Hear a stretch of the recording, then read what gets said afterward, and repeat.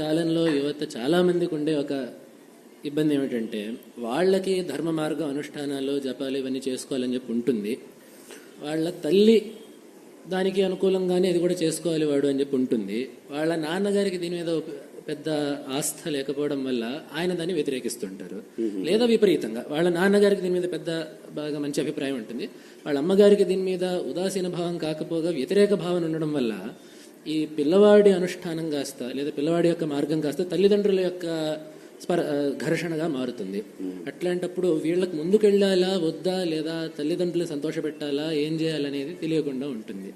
కాబట్టి ఒకవేళ తల్లిదండ్రుల మధ్యలో అనుష్ఠానం విషయంలో అంటే మీరు చెప్తున్నది ఎలా ఉంటే ప్రహ్లాదుడి స్థితి, అంతేగా? మీరు చెప్తున్న వెంటనే ప్రహ్లాదుడే నాకు గుర్తొస్తున్నాడు. ప్రహ్లాదుడి స్థితి అని చెప్పినట్టు అయింది, అంతేగా? ఒకవేళ ప్రహ్లాదుడి తల్లి విష్ణు భక్తురాలు అయి ఉంటే అప్పుడు ప్రహ్లాదుడి స్థితి అంటే ప్రహ్లాదుడి ఆవిడ విష్ణు భక్తురాలో కాదు, కానీ ప్రహ్లాదుడిని ఇబ్బంది అయితే పెట్టలేదుగా. ఆవిడేం ప్రహ్లాదుడు చేసిన దాన్ని విరోధించలేదుగా. అది అయితే అలాంటి చోట ఏమవుతుంది అంటే అటువంటి సందర్భం ఉన్నప్పుడు యథాశక్తి వాళ్ళకు ఉన్నటువంటి శక్తికి తగినట్టు ఎంత అవకాశం ఉందో, ఎంత శక్తి ఉందో దానికి తగినట్టుగా వాళ్ళు చేసుకోవాలి. అంటే వాళ్ళు తల్లిదండ్రుల్ని నేరుగా ధిక్కరించలేరు. అదే అందుకోసమే అలాగని ఇప్పుడు తల్లిదండ్రులు ధిక్కరించడం అనేటటువంటిది కూడా అది కూడా తప్పు, అది కూడా చేయడానికి సాధ్యం కాదు. కాబట్టి అటువంటి పరిస్థితిలో ఒకటా ఆ తల్లిదండ్రులకి తల్లో అథవా తండ్రో ఎవరో ఒకళ్ళు, తల్లిదండ్రులు అంటే ఇద్దరిలో ఎవరో ఒకళ్ళు, వాళ్ళకి ఆ బుద్ధి అనేది రావాలి, ఆ ప్రేరణ అనేది రావాలి. అంటే ఒక విషయం, ఇటువంటి పరిస్థితుల్లో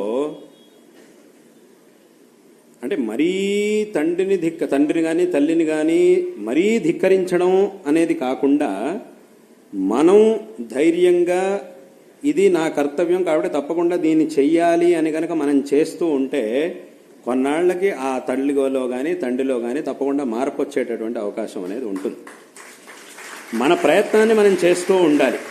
ఇంకా మరీ ఎంత చెప్పినా కూడా మరీ మహామూర్ఖతనం, మరీ మూర్ఖతనం కాబట్టి ఎంత చెప్పినా కూడా అర్థం కాదు అనేటటువంటి పరిస్థితి ఉంటే అది వేరే విషయం.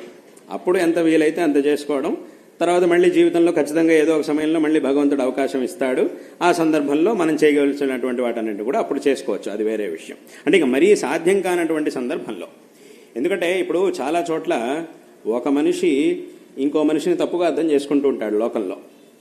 అలాగని ఈ ఇంకొక మనిషి చేసేటటువంటి పనిని ఇంకో మనిషి తప్పుగా అర్థం చేసుకున్నప్పుడు ఆ మనిషి తన పనిని మంచి పని చేస్తున్నా కూడా ఆ మంచి పనిని వదిలేస్తే ఏమవుతుంది? దానివల్ల ఎవరికీ లాభం లేదు.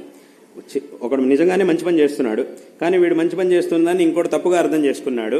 అప్పుడు ఏమైంది అనంటే ఈ మంచి పని చేసేవాడు అప్పుడు కూడా ఏం చేయాలి అంటే తాను చేసేటటువంటిది మంచి పనే కాబట్టి తప్పకుండా దాన్ని చేస్తూనే ఉండాలి, దాన్ని ఆపడానికి వీల్లేదు, తప్పకుండా చెయ్యాలి.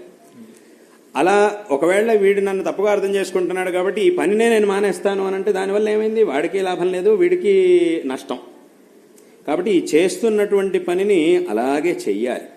చేస్తూ ఉంటే కొంతకాలం అయిన తర్వాత ఎవడైతే తప్పుగా అర్థం చేసుకున్నాడో వాడికి ఆ బుద్ధి తప్పకుండా రానే వస్తుంది. వాడు దీనిలో ఉన్న మంచితనాన్ని గ్రహించేటటువంటి ఒక అవకాశం తప్పకుండా ఏర్పడుతుంది. అయినా కూడా వాడికి ఆ బుద్ధే రాలేదు, మరీ మూర్ఖంగా ప్రవర్తించాడు, ఎంత చెప్పినా కూడా అసలు వాడిని మార్చలేము అనేటటువంటి పరిస్థితి వచ్చి వీడికి ఇవాళ రోజున చేయడం అనేది సాధ్యం కాకపోయినా కూడా అది ఇందాక చెప్పినట్టుగా ఒకవేళ ఇప్పుడు అసలు సాధ్యం కాలేదు అని అంటే గనక ఏమి బాధపడాల్సినటువంటి అవసరం లేదు. కనీసం మానసికంగానైనా ఉన్న పరిస్థితిలో మానసికంగానైనా ఎంత అధ్యయనం కానీ అనుష్ఠానాదుల్ని కానీ చేయగలుగుతామో, ఎంత అవకాశం మనకు ఉంటుందో అంతైనా తప్పకుండా చేస్తే తర్వాత కాలంలో తప్పకుండా మనకున్నటువంటి ఆ శ్రద్ధని ఆ భక్తిని చూసి భగవంతుడు మనకు ఒక అవకాశాన్ని తప్పకుండా జీవితంలో ఇస్తాడు. కాబట్టి ఏతావతా దీని తాత్పర్యం ఏమిటి, ఇప్పుడు చెప్పాల్సిన విషయం ఏమిటంటే ఇటువంటి ప్రతికూల పరిస్థితుల్లో కూడా మనం ఎంత చేయగలుగుతామో అంత తప్పకుండా చేయాల్సిందే. మనం చేసేది మంచి పని అయితే తప్పకుండా దాన్ని వదలకూడదు, తప్పకుండా మనం ఎంత చేయగలుగుతామో అంత చేయాల్సిందే.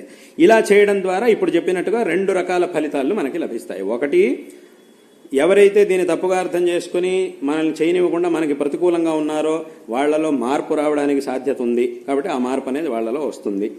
ఒకవేళ మార్పు రానటువంటి పరిస్థితి ఉన్నా, ఒకవేళ మార్పు రాదు అనేటటువంటి పరిస్థితిలో ఉంటే గనక ఇవాళ రోజున మనం కొంతవరకైనా కొంతవరకైనా ఎంత వీలైతే అంత అనుష్ఠానం చేస్తూ ఉంటే ఇదే తర్వాత మనకి ఒక పెద్ద అవకాశం లభించేట్టుగా ఇదే మనకి చేస్తుంది. మళ్ళీ మన జీవితంలో మనం అనుకున్నట్టుగా ధర్మాచరణ చేయడానికి మనకు ఒక అవకాశం తప్పకుండా లభిస్తుంది. అందులో ఏమాత్రం సందేహం లేదు.